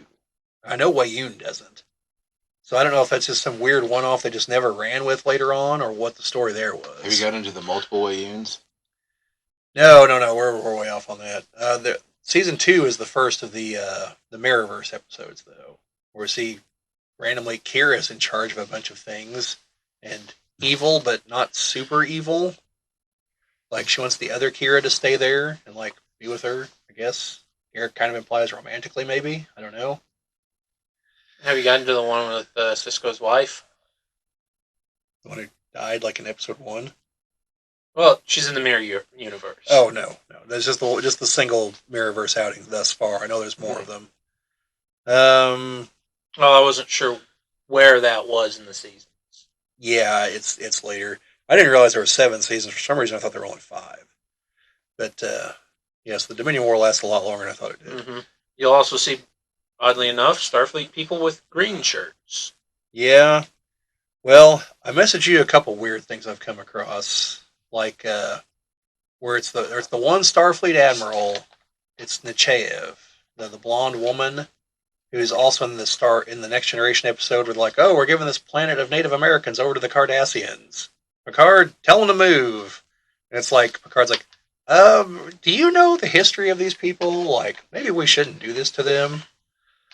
Yeah, it was her again, but it was all like a simulation that Dominion was running in their heads to see what they would do. So she wasn't just as stupid as I thought she was yet. Because she was like, oh, let's basically sign over everything to the Dominion. They can control the station. Sure, whatever.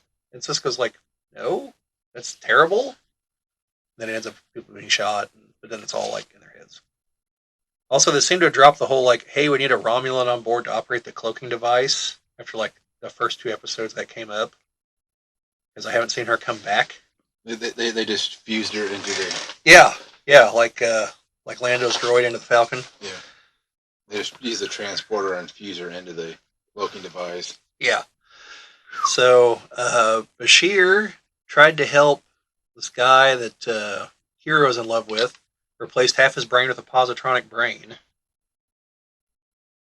And then she's like, we'll replace the other half so he can live. And Bashir's like, but he won't. Like, he'll just be a robot at that point. Like, there won't be any brain left. It's just all robot. And it's just like, no, you should probably just let him die at this point. There's more honor in it. And just a few little things like that have been cropping up. I already had the episode where Quark had to go and petition to Gowron because he killed this one Klingon in his bar. And then the Klingon's wife shows up and is like, hey, you need to marry me so I can have a house again, so I can like get all the stuff. And, they don't let you go on your merry way. Oh, yeah, he actually ends up helping that house a lot. Yeah, which was temporarily known as the House of Quark. Yep. So, yeah, has to go there in front of the council, and basically he's going to like fight the guy in hand-to-hand combat, and he just like throws down his bat'leth, and he's like, I'm obviously going to lose. Like, there's no way I'm going to win. This is just an execution. Like, so just, make it quick. He's like, just remember, whenever you're explaining all this to your grandchildren, make sure you don't forget the part where you killed the completely defenseless Ferengi. Oh, the great honor that'll bestow upon you. And he goes to do the death blow, and Gowron steps in. He's like, no. He's like, he's right. Like, everything he's told me about you is right. You have no honor. Like, and so he strips him of his honor, then tells the other woman, like, you have special dispensation. He's like, unless, of course, like, no, I'm good. I'm good. So, and apparently a Klingon divorce is the woman spitting in his face and slapping him, and then telling him he's good to go. So, yeah. So not a knife fight to the death? No. I think the property rights had already been decided. But the last episode I saw, I just want to mention this one last thing about it. Actually had a real emotional moment. It's where Nog tries, he wants to join Starfleet. And Sisko is initially going to tell him no. And I think it's all a test on Sisko's part to see why he wants to do it. And Nog gets really emotional. He's like, look, I'm stuck at being a Ferengi. Like, I just don't have what it takes as far as the prophet. Neither does my dad. And he's like, my dad's a mechanical genius, but is trying to do what my uncle's doing, and he's going to fail forever. His only hope is that maybe someday he'll get Quark's bar, and then he'll proceed to run it into the ground. And he's like, I don't want to be like my dad. Like, I want to actually amount to something in life. And so I apparently have technical skills. Like, let me join Starfleet so I can do something. And he gets really impassioned about it. Sisko's like, all right, I'll see what I can do. So we know from future episodes he does in fact join. But I just thought that was and goes through a rather eventful career. Yeah, I just thought that was a real, emotional moment of, you've got this race that's constantly defined by the one thing, and you've got one member of it's like, I can't do that. I suck at it. Like, so my only choice is to do something else. Like, let me be something. I thought that was very, very, very, very poignant, maybe touching. I just like the fact that the Ferengi were originally going to be a intimidating race. Yeah. With their whips and their pretty much like primitive. Yeah, but I think they were also supposed to be like the hyper capitalists right up front, weren't they? I think that was just supposed to be some weird one-off with them, right? And they're supposed to be more like the ones in Deep Space Nine. But they were like, no, these guys don't work. Bring in the Borg. Yeah. And then we got Star Trek's best villains. Well, I don't know. There was the one Ferengi that had wanted to kill Picard. Damon Bach? Yes. He had some character behind him. Yeah. Bring the Stargazer in for him to. There you go. Yeah. Also had the episode already with Thomas Riker, where he joins the Maquis and they steal the Defiant. So that was interesting. Yeah, good show. Anyone out there hasn't seen it, you should definitely watch it. Way better than Discovery. Like, infinitely better. So the only other thing I watched was What If Season 2. Watched all of it. Still haven't got to that. I have not. I thought it was good. I thought some episodes were better than others. Some of them got, like, kind of creative. There is still, like, a lingering, ongoing plot through some of them, you know? Because you get, like, the Watcher showing up again and again, and, like, people... At least Peggy Carter can see him anyway. And, because she's stuck in 1602 at one point, trying to fix things. And he's sitting there, like, going off, and she's like, you know I can hear you. He's like, wait, what? And he's like, would you mind not narrating? He's like, well, it's kind of my job, you know? So, yeah. But overall, it's pretty good. I liked Season 2. There's already a trailer thing for Season 3. So, shows a high-speed chase with the Red Guardian and Bucky running from somebody. Yeah. So, but no, I thought it was pretty good. The 1602 episode is pretty, kind of inventive. Definitely changed from the others. There's one centering on a Native American superhero that, like, she comes about because of something happens on Asgard and it gets destroyed, and so the Tesseract gets destroyed and its fragments land on Earth, and it empowers other people in North America. And she eventually tells the Spaniards to go pound sand, and then goes to the Spanish court and is all like, yeah, you can stop attacking us anytime now. Like, let me show you some superpowers. Queen Isabella of Spain is not amused. So, Did she get superpowers? no, she did not. But yeah, interesting episodes. There's one where Hela becomes a good guy, teaming up with Wenwu with the 10 rings after she learns, like, the elemental magic stuff. Because, like, Odin curses her like he did Thor, only it's like it's her helmet instead of the hammer, you know. And at the end, like, she learns the lesson and gets the helmet back and then defeats Odin. He's like, wait, this isn't supposed to happen. She's like, yeah, well, shit. It's happening. So, yeah. You get a knife. You get a knife. And we see more of, like, a super corrupted Doctor Strange from Season 1. So, yeah. Overall, pretty good. Definitely worth watching. You know, one episode is literally just like an homage to Die Hard. All kinds of other things that, like, I know kids have never seen. Presumably, I should say. But yeah, that's the only thing I saw on streaming. This is on YouTube. Is it Kyle Hill? Is that the guy's name? Mm-hmm. Yeah. I only watched part of the video. I watched the rest of it. But he was tackling the conspiracy theory that he didn't even know existed until shortly before he made the video, that nuclear weapons don't exist. Like, there are people out there that think it's all fake. Like, that we used just like a shitload of conventional explosives on Hiroshima and Nagasaki. And he just like starts off as like, this is a little piece of glass. Let me tell you folks the story about this. This is from the Trinity test. This does not naturally exist on Earth. This is the one thing that could create it. We know exactly when the bomb went off. Everything. But let's indulge them, shall we? And just goes off, and yeah. It was pretty good. Definitely worth checking out. You guys got anything? Streaming? On Netflix, I watched Black Knight, South Korean TV series. Oh, I thought you meant the new with Martin Lawrence. No. It was the Middle Ages. It's a good series. It's only like 8 episodes long. Yeah. The best way I have to describe it to people who haven't watched the trailer is Mad Max in Korea with delivery men.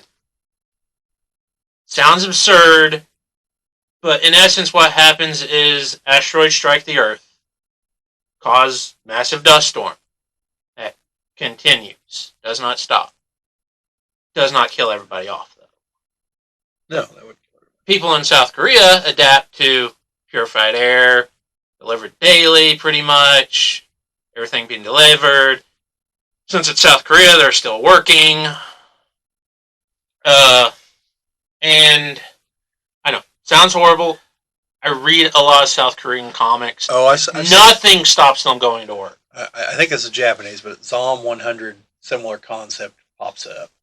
And in this world, you have the delivery guys who deliver everything. They're called Black Knights. Okay.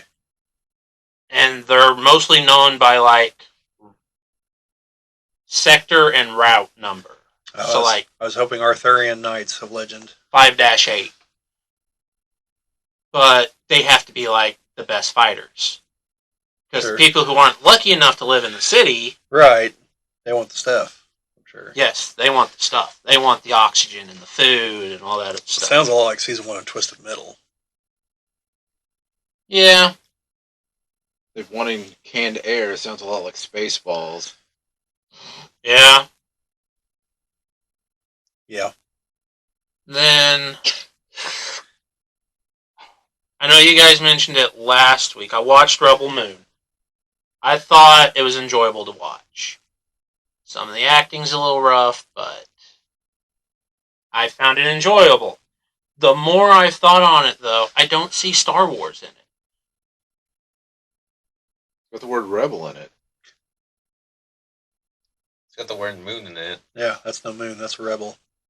Wait. But I just see Warhammer 40k. Oh, Chad, no. Like Yeah. I see Warhammer, but it's not relentlessly grimdark enough to be Warhammer 40k. That's because you're on the fringes of the Imperium where the skulls haven't reached yet. Aren't the fringes of the Imperium where you'd encounter like the Tyranids or the Eldar or Oh no, those guys are in the center of the Imperium now. the Tau, And that's in one sector of the Imperium. Chaos Legions? That's everywhere at the moment. But I don't see Star Wars. You can say, oh, they have lightsabers. No. They have power weapons. Because the one chick is fighting with hers unenergized. And then she decides, well, I'm going to kick it up a notch and energize them. They're power weapons, not lightsabers. You can still hit someone with the hilt of a lightsaber. Yeah, but it's not going to be as effective as a sword blade. Well, I feel like you can't deny that no matter what you're going to do, there has to be at least something similar to Star Wars in there. Chad, I'm pretty sure it's the Plucky Rebellion going up against the Empire is what you're saying. What, a planet rebelling from the Imperium, a man that a spaceship has come to bring back into the fold? Well, all I'm saying is, if you're saying that's in Warhammer, like, I'm going to tell you that Star Wars came out in 1977 and Warhammer came out sometime in the 80s. Oh, no, I fully know Warhammer has pulled from everything. Well, that's what I'm saying is, like... But with how everything is in it, I don't see Star Wars. Well, I mean, that's personal opinion, but... Like, I don't. Like, even how the technology is with the tech priests in it. I see more Warhammer 40k than anything Star Wars. If we would have just waited a few more years to make it and pitched it to Amazon and Henry Cavill, it would have had the Warhammer 40k logo on it. No, this movie would not be a Warhammer 40k movie. Yeah, could have been. It's not dark Yeah, enough. If you change half the movie, it could be, but... I don't see it. Okay, where's anything else from there? Where's the Astra Militarium? Where's the Space Marines? The Academy Militarium? Space Marines aren't everywhere. I know they're not everywhere, but if you're gonna make a Warhammer 40k movie, you're really gonna not include them. You know, I'm just saying. I'm saying when your setup is known for things, it's known for the Space Marines, in particular the Ultramarines. True. You know, it's somewhat known for the Tyranids. The Necrons. You know, somewhat known for the Necrons. It's not really known for the Eldar. Like, unless you're really into it, you don't even know what the hell the Eldar are. Then forget the Dark. Space elves, people. And forget the Dark Eldar or whatever stupid name they have for them now. They're Dark Eldar. You're not going to have who is like the Squats. The Leagues of Votan, or what their current name. You're probably not going to have the Gene Stealers, but you might. There's just all kinds of things that are not iconic. The iconic thing is the Space Marines, in particular the Ultramarines. But it just feels, to me, it feels more like a Warhammer 40k property. Well, like I said, that's a matter of opinion. I don't think so. Like I see the parallels for sure. Because the guy's outfit's clearly more like a commissar's outfit. You got the people that are following him that like do appear to be like tech priest types. The guys following him are more like the church for Warhammer 40k. Sure, whatever. Echelarian, whatever the name is, I can't pronounce it. Okay, but I get all that, but I'm saying on the other side is it's the plucky rebellion against the Empire thing. That's where they're drawing the Star Wars comparison. Although even there, let's just face it, it's seven samurai in space.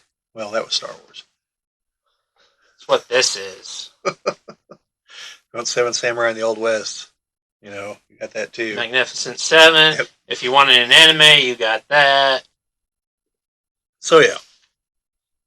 You okay, Owen? No. Oh, you got any streaming talk? Not really. Haven't been streaming much. All behind. Yep. You gotta pick something that's got like 10 episodes and let us know how it is. I don't care if it's like Julia Child's cooking. Yeah, I say what I've been streaming has not been anything probably interesting for this channel, and that's been This Old House. Well, I don't know. Maybe what we got. Which is funny because the season trying to find a season that was free was on the Roku channel or whatever. It was kind of a pain in the butt, and it was like season 30 I found for free, and they're not even working on an old house; they're building a new house. Oh, that's a lie. And I'm like, because they're building it's supposed to look like a barn. It's a timber frame. So they're using It'd be like a Star Wars movie that takes place in an underground bunker with no fighting. You're like, there's no stars or wars in this. What's going on? So they're building a barn, you say? Yes. Well, building like a barn, but it's a house to live in. Actually, I forgot there is something. They're making a Fallout TV series. They are. I've seen a trailer for it. Since I've been watching Star Trek Deep Space Nine on Paramount Plus, about every other channel break, I keep seeing previews for the Halo series, or I guess season 2 of it. So. Yes, the game where the main character is known for never removing his helmet. Yes, in the trailer to season 2, there were multiple Marines that had their helmets off and put them on. So, yeah. They can't all be like that golden 5 minutes of the movie Doom, where Carl Urban's character shoots up with the stuff and it's all like first person like the game. I mean, probably the most creative thing they did in that movie. They could have followed the example of another Carl Urban movie in Dread. Just have him keep the helmet on the entire time. No one's that committed to the role aside from Carl Urban. We need to get him. They need to make another Dread movie. And they need to get him back for that. Ever since Dread came out, there's supposed to be a TV series coming out called Mega City 1. And I think it's in production hell at this point, but don't quote me on that. But there was talks he would be back for it. Direct quote from Chad. Because I haven't looked it up in a while. Yeah, anything else, Jim? No, I was going to say, once we get on to miscellaneous, I figure each one of us can bring up a topic for miscellaneous. And on that. I'm going to go wild on this one. Try to keep it short because today I don't have as much time to record as I normally do. Kids have just got back into school. I don't want to keep them out. All right. Well, I think that's all we got for streaming then. So, yep. Miscellaneous. Yes. I was just looking at my shelf here, and I remember one of my thrifting finds here. Now, obviously, the people that are listening, I'll just read what it is. Ghost Lion for the NES. It's an RPG game. Reading on the line, it said it was good for beginners. But I remember I thrifted this in like 4 or 5 other games for about $45. And at the time, that was about what that one there alone was worth. Today, it's worth loose $116. Wow. There you go. So, just to quote what it says, a great role-playing game for beginners. You have the courage to survive the lair of the Ghost Lion. How high are your hopes? How powerful are your dreams? How strong is your courage? You'll need them all to help Maria find her parents in the caverns of the Ghost Lion. Use your magic bombs, storms, and thunder wisely against zombies, goblins, and the kobold. The kobold just won. Just one. Well, it says and kobold. The singular kobold. It says and kobold. That's what it says. Where's the ghost lion? The monster with the face of a dog. Keep your companions close. I suppose they do kind of look that way in some depictions. What the hell? In older editions, they look more like a dog than. So it says the kobold, and it says the monster with the face of a dog. It says keep your companions close. Centaur, the half man, half horse. Period. Like that's the sentence. What side are you on? Oh, Centaur is the name of your companion. Centaur is the name of your companion. Twana, the spirit of the lamp, and faithful Moja, the spirit of the spear. Easiest way to get into role playing, and only the biggest supply of courage will get you and Maria through. 3-player memory. At least it has a 3-player memory. Yep. So Ghost Line. I don't know. Maybe something I'll have to check out sometime and actually play. I've not actually put it into any console yet. There's a Gilligan's Island. Yes, there is game there. Gilligan's Island, but this one I surprised some people. King's Quest V for the Nintendo Entertainment System. A point-and-click adventure on an NES. You mentioned the kobold. I actually have a miniature of a singular named kobold. And for the life of me, I can't think of his name. I've been trying to think since you mentioned it. All right. But, yeah, pretty fun. So, Owen, what's your one random thing you want to... If you don't know yet, we'll move this way. Yeah, move away from me. I need time to think. We'll think. Chad? What do you got? I don't know. Working on it.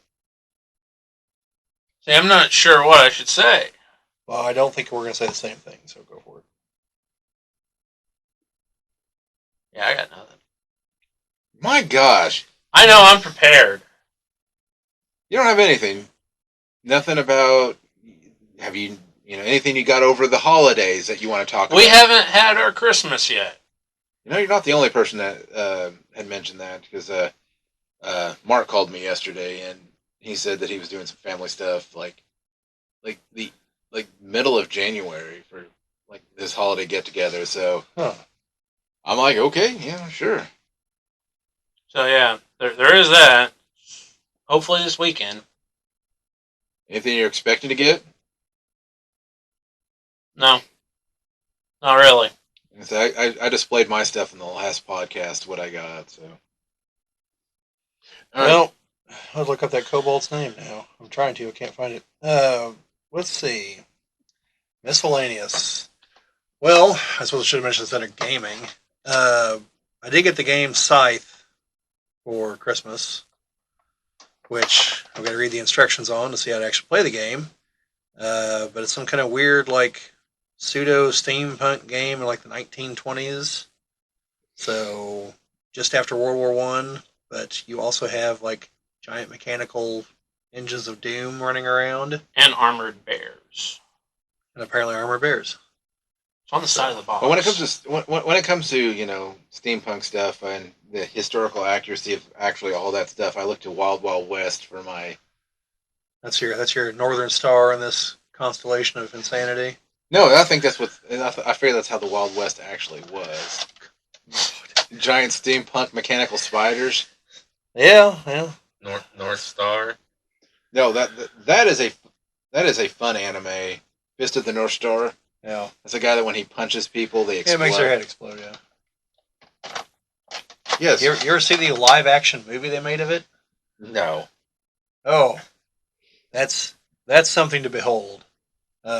I saw it on HBO one night, like in the early 90s. I actually recognized one of the actors in it. It was Chris Penn before he, unalived himself, if I recall correctly. Well, my question is, like, in the game, like, you can punch people. Like, look, everybody's like one punch and they explode, but yet you have the option to kick. So why would you kick? Do the kicks have the same effect? No. The only thing you get is an increased range. Does the kick stun them? Maybe. And you can also jump the entire height of the screen. And just while Owen's thinking of something random to say, I also noticed that I have double cartridges of Double Dragon. Yeah, you do. Double Dragon. And also Double Dragon 2. Yeah,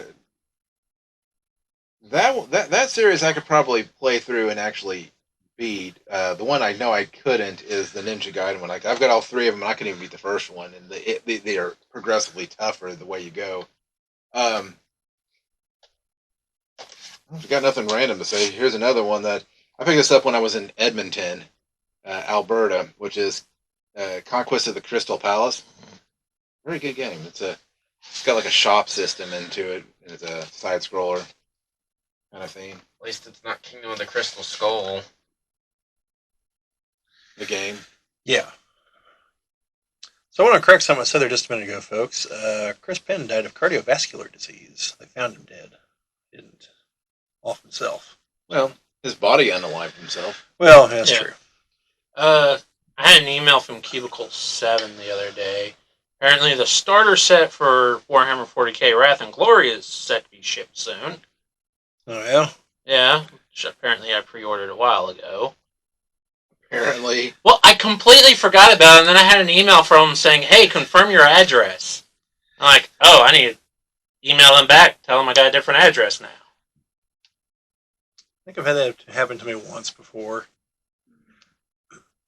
Although I'm still waiting on those dice that I talked about last time, the Dragon Eye dice. Yeah, but before moving, I had a habit of buying stuff on Kickstarter and forgetting it was coming. See, then it's like a surprise. It is. It's a present for yourself. It's like when you find the future. It's like when you find money in your pocket and you're like, "Oh man, and you're like, "No, this is money you always had. You just yeah. Hey, there's a box for you today. Oh, what? Oh, yeah, I ordered that. I actually saw a lot of comments to that effect whenever the Clan Invasion Kickstarter was running for BattleTech on the main BattleTech forum, because there were a whole lot of people like, I want to get in on this, but I don't know what the hell Kickstarter is. How does any of this work? And people will be explaining it and eventually get to so once you pay, now you're going to wait like 18 months for any of this stuff to show up, right? Like, just put it out of your mind. It'll just be a pleasant surprise somewhere down the road. You're like, oh, hey, look at that. By the time we got the first one for BattleTech, I had no clue what I had ordered. Oh, yeah, I've had to go back a couple times. Well, I've had to go back on the Mercenaries one and see what all I ordered. Speaking of which, I ordered something off of eBay, and I realized I put in a thing saying, hey, I've never got any notification updates. I ordered on the 15th of December, and I've not had any notifications, nothing on it. About like my shipping timetable. I don't know. Once I start getting the notices, then I know it's time to get to the post office and get them shipped out. I don't know, Bobby. Every time I get something from you, it's prompt. Yeah. Well, I mean, I'm joking. I don't intentionally delay or anything. Usually just stuff comes up and I'm like, I'm working. I can't get someone to take stuff to the post office, and I should definitely mention that because I've been sending out our cards with everything I've been selling, and I think that's where some of our subscribers have come from. So we'll see. In fact, if you're still listening and you are one of the subscribers, let us know in the comments if you came about us from me sending a card to you from a purchase from eBay or Bricklink. If I send it from you from someplace else, PM me, because I want to know what I'm selling, apparently, because I don't remember selling it to you. I know I've handed a few cards out, I think, when we were at Gen Con. Yeah, we'll need to step up our convention game on that one. T-shirts. How much is a booth? A booth? Good lord. There's a lot of money at Gen Con. We don't have anything to sell yet. Yeah. We're going to be working on that, though. Well, you need to do better. Yeah. Tell me about it, Falcon. Or, sorry, you're Captain America at that point. Captain Falcon America. Yes. Captain America. Captain Falcon. Let's go with that. Captain America Also, Falcon. also an F-Zero racer. Falcon America. Yeah. That's over there. Well, F-Zero X is. Oh, the F-Zero X. Along with Lego Racers. Yes. But yeah, if I can get the setup to work over there at the house, I do plan on doing a video. Oh, did it? Be audio with like the computer screen because I'm not going to set up the camera. Talking about some of the upcoming Lego sets because there's some good ones coming out, like the upcoming space stuff. It all looks pretty good. Well, here soon, Army Painter has a new paint line coming out. The Fanatics. Looks really nice. Has a higher pigment level than what they have had, so better coverage. So is it more like the what the hell are they called? The paints that Citadel makes? The ones that you're supposed to be able to use, like basically just them. No. Okay, but you know what I'm talking about, right? Yeah, the contrast paints. Contrast paints. No, it is not contrast paint like that. That is their speed paints. Okay. The Fanatics is literally they've went in, redone their paint line, and it has higher pigment level.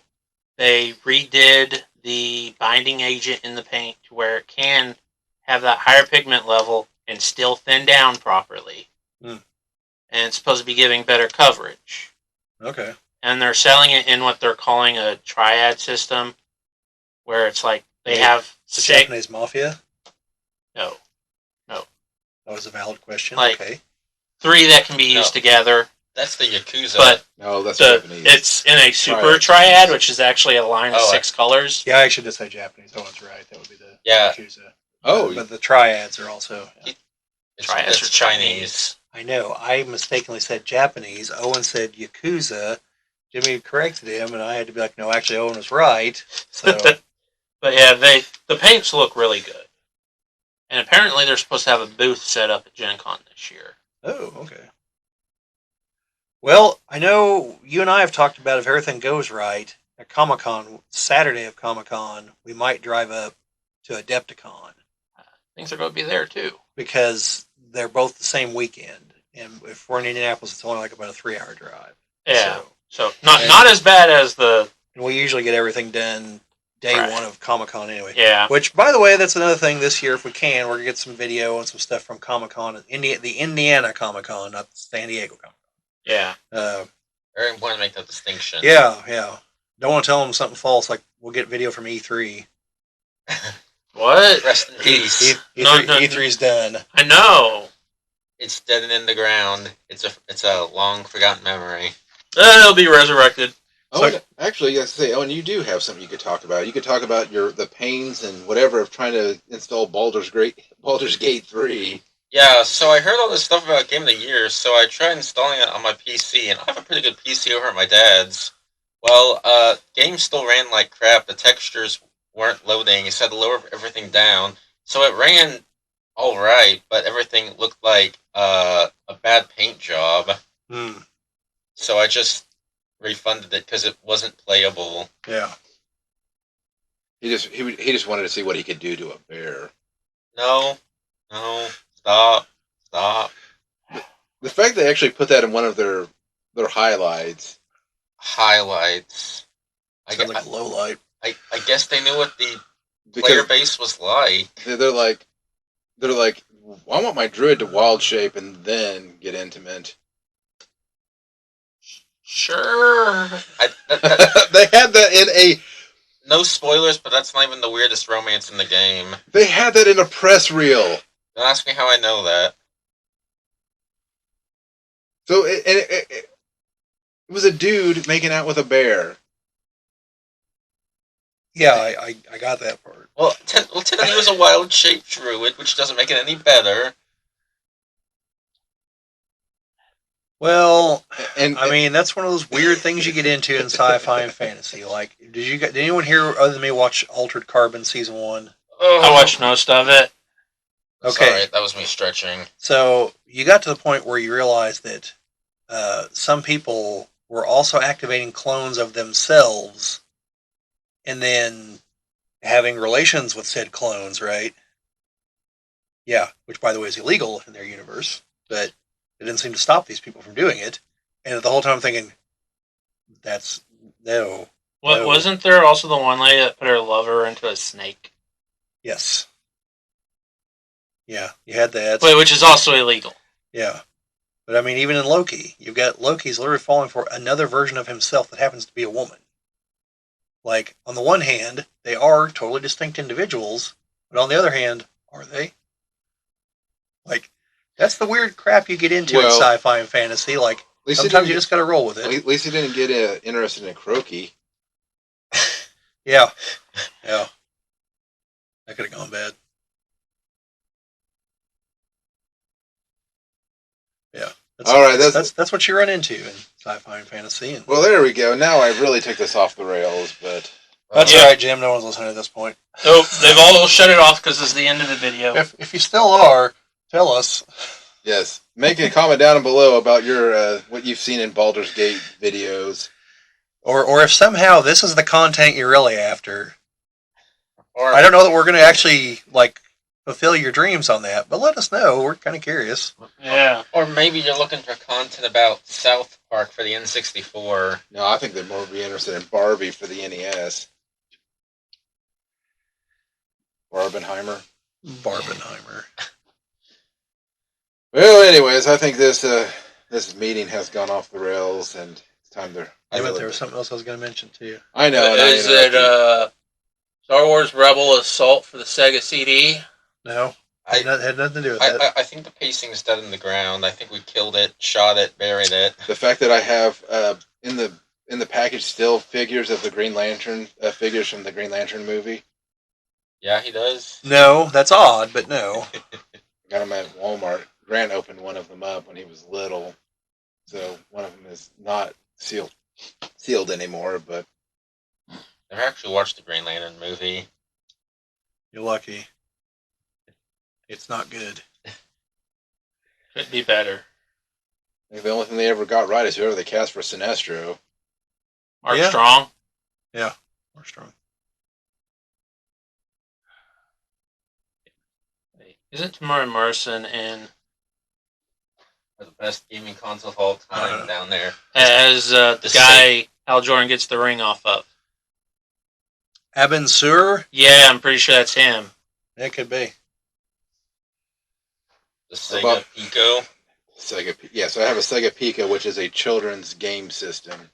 Oh, I thought I just couldn't see the rest. I thought it was Pico de Gallo. It looks like it. You have a copy of Surf's Up for the GameCube Yeah, why not?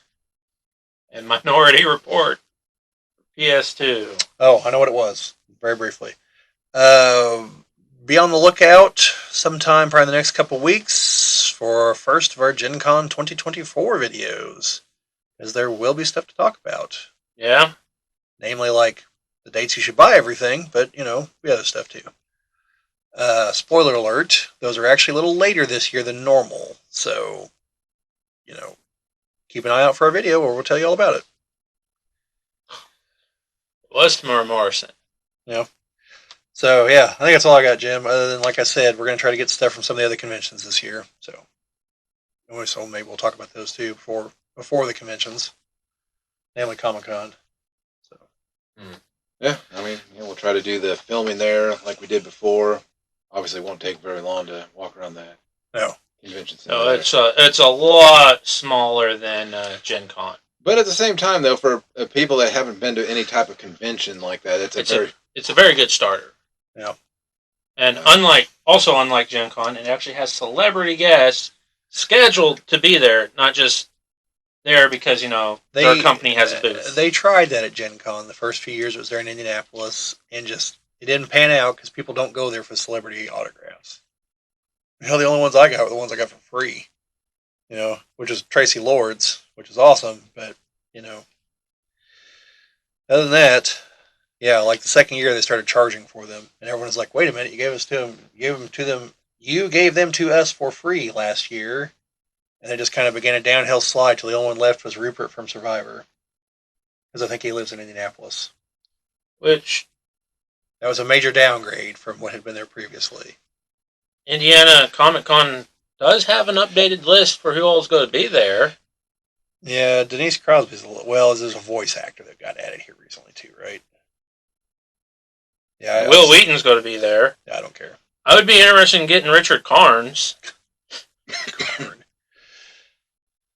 Yeah. Al Yeah. from Home Improvement. Come on.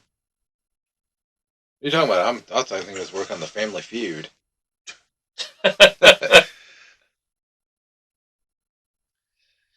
Yeah. Maybe we'll do an episode of the build up to Comic-Con as well, for those of you out there that are interested.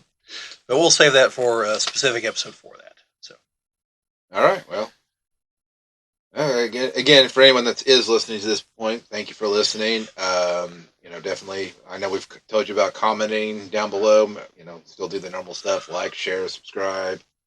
Hopefully we can get this up on some more streaming. yes, if you happen to have listened to this on another streaming service, if there's the capacity to comment there somehow, please do so. And also, if share. not, just go, WTF is these people talking about in your vehicle, in whatever you're listening to, I was saying. Well, you can check us out on Facebook and Twitter and, Yes, Facebook is Geek Cabal. Twitter or X is at the Real Geek, or I think, right? Yes, the Real Geek Cabal. At the Real Geek Cabal. Which we kind of fell a little bit behind on updating all that over the holidays here. We'll get back in the swing of things there. Yeah, I took a nap in December. He's just now coming out of it. Hibernated. I feel like I was sick for half the month, honestly. Yeah. But now you've got all that energy. That boundless energy. No. Not how that works. No. Boy, heck, you got put into the parenting thing a little sooner than like you didn't. I skipped the diaper stage. Yes. Which is always a benefit, but then you get kids like him who are now adults, pretty much. Yeah. And costing me a fortune with his face. They're Braces. 8-year-olds, and this Christmas is mostly for them anyway. So I mean, yes, little kids have many disadvantages, but at least little kids don't know sarcasm yet. It's truly no, they just only want to play one specific board game all the time. Monopoly? No. No good. I could only wish. Monopoly's trash. Disney Princess Trouble. Mm, Would you rather play that over Monopoly? I think I would. The only thing the only thing I can say about Monopoly is I think at some point I want to actually play with the actual rules where you're supposed to every single time someone lands on a space, if they don't buy it, then it goes up for auction. Yeah, I tried that. Then my nephew flipped the board over. And the only time I've ever actually played that, it actually happened. And I was like, well, put this one off the bucket list. there's To win also Monopoly, you just have to buy the Browns. no one gets the what you got to pay into. There's Monopoly, yeah. What some people do is they whenever you pay like get out of jail or community chest or whatever, they'll put the money in the middle. yeah. And then you land on free parking and you take the money. No, that just makes the game run longer. Because the goal of the game is to crush your opponents and steal all of their money. If you keep giving them money, you're just prolonging the game. Yeah. Free parking is literally a spot you land on. That nothing happens. Yes. And unlike the gardening game, you don't want that in Monopoly. Yeah, you want something making you money. In the gardening game, that's all you want. We need to do a video of us playing that game. Yeah, we did an unboxing of it. Yeah, nobody watched it either. How dare people not watch it? A game they probably never heard of before. Garden game. It was Game of the Year in the 80s for the British. In England. Those Brits with their funny teeth. Reminds me of a thing I saw one time. It's a conversation online. British person saw an advertisement for sweet tea at McDonald's that you could buy like by the gallon. And you're like, how do you buy tea by the gallon? They're like, well, it's sweet tea. Like, no, like, isn't it hot? Like, well, no, it's iced tea. Like, iced tea? What the hell are you doing to the tea? Making it better. And then someone else chimed in like, slow your roll there, England. This is China. Like, we've been doing tea for thousands of years before you ever got your hands on it. We know what we're talking about. Leave them alone. Well, And they're like, oh, wait, you've got tea over there. Yeah. this is running a bit long. I see a new colony that needs to be established. Oh, yeah, then once they get there, oh, you have opium too, huh? Awesome. All right. On that note, We're not turning this into a historical podcast. All right. we could, though. We could. Not this particular episode, because we got to get moving, but Yes. All right. Well, anyways, we'll conclude this meeting of the Geek Cabal, and we thank everybody for listening, and we'll see you on the next one. see you folks later. Thanks for watching.